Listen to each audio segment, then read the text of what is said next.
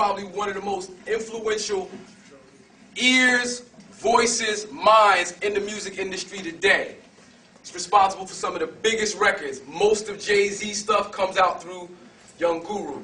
Most of Kanye, most of what you hear on the radio, I like to call him the sound of New York. He doesn't like to take that on, but this is the sound of New York musically.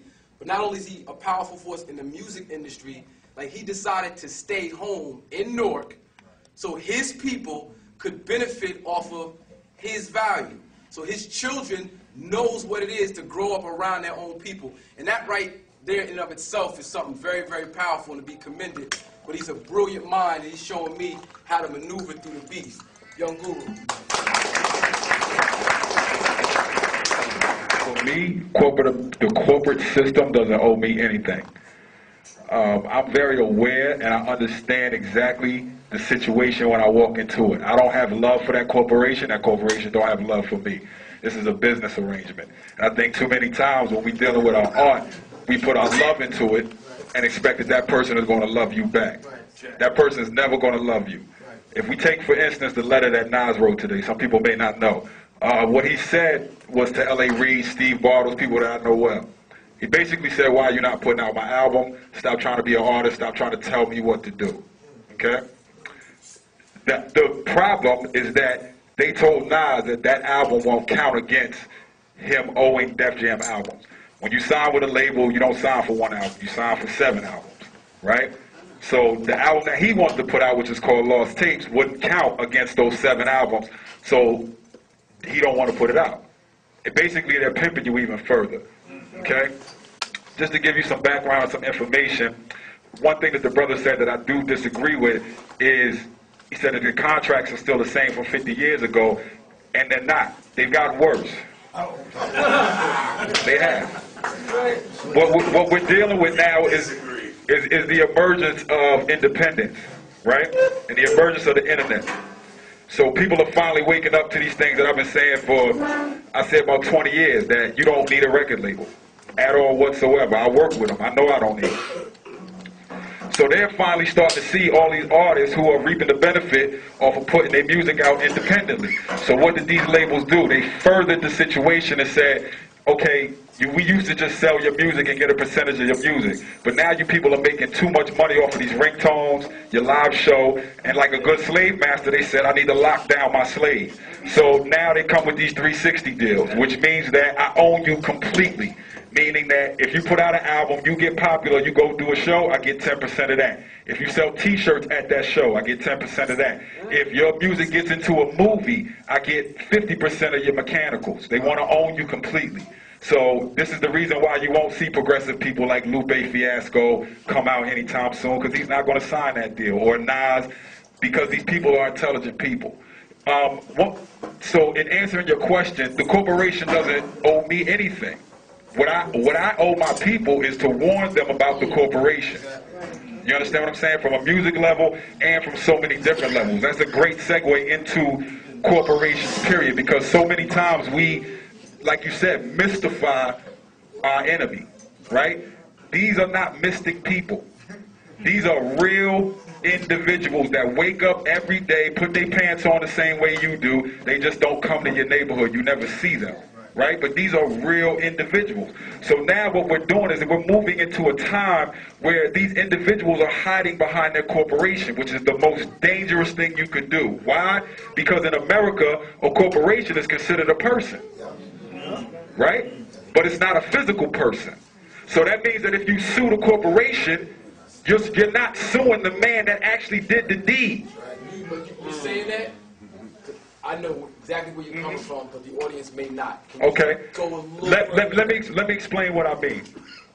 If you deal with a Fortune 500 corporation, right, and they do something to you, and you sue that corporation, right, you sue the corporation itself, not the person who did it. Okay? That corporation pays taxes. It acts as a person. Legally, that corporation is a person, but it's not a person. You understand what I'm saying? There are men that run these corporations, that hide behind these corporations for their vested interests. okay? And they're not, too many times we use these words, Illuminati, Mace, whatever you want to call it, right? These people have real names. I grew up in Delaware. I know DuPonts, right? There's real people whose families historically have locked down America, okay? They're not about to give up that power anytime soon. Okay? If you are of the Rothschild lineage, you're going to do everything that you can do to maintain your grip on the world. The same way that if me and this brother built a company from scratch and now my kids run it, I'm not letting somebody else come in and deal with this company. What does that tell you? Don't deal with the company. Period. Start your own company. This is the perfect time for musical independence. The perfect time. This brother said a great statement that you can make a living selling 5,000 units. If I make a CD and I sell 5,000 units, that's $50,000 in my pocket. That's a salary. You understand what I'm saying? And I own my masters.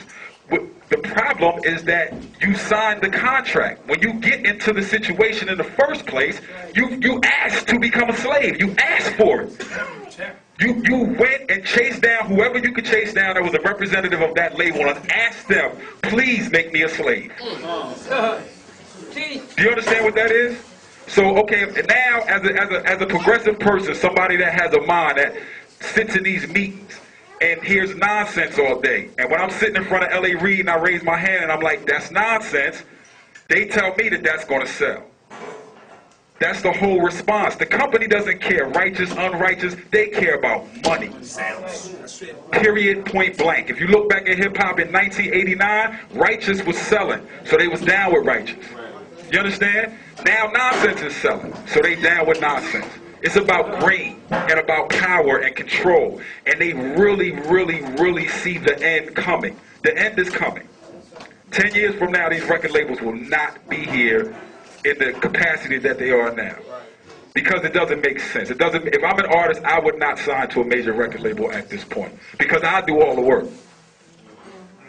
I go find the artist, I make the beat, he writes the rhyme, I record everything, I mix it, then I have to hand it in and I don't own it. And I make 10 cents off of it. That doesn't make sense. Makes no sense whatsoever. So if I can sell 5,000 or 10,000 on my own, I would rather do that. But we as a people, the minister said it best, like, you so impressed with the shiny Cadillac, and we're going to use the same words that he used, but you can replace that with anything. You're so impressed with this shininess that you don't see the value of being on your own. The only thing they do for you is give you a loan. That's all it is. It's a bank. When you walk in there, they give you however much, $1 million, right? You hear somebody say, oh, I signed for $1 million. They don't got $1 million in their pocket. That $1 million is used to distribute your CD. Market, promote, publicize. Right. A whole bunch of nonsense that's not necessary anymore. So the understanding has to come that we don't need to sign up to be slaves, and then you won't deal with that situation. So to me, the corporate structure of music, they don't owe me anything because that's not my parent. You understand what I'm saying? I mix a record, they pay me. That's all I expect. I don't expect them to be progressive for me. I expect me to be progressive for me. You understand what I'm saying? And the problem comes is that there are progressive artists out there that put out great music, that teach lessons. It's the people who don't support those artists.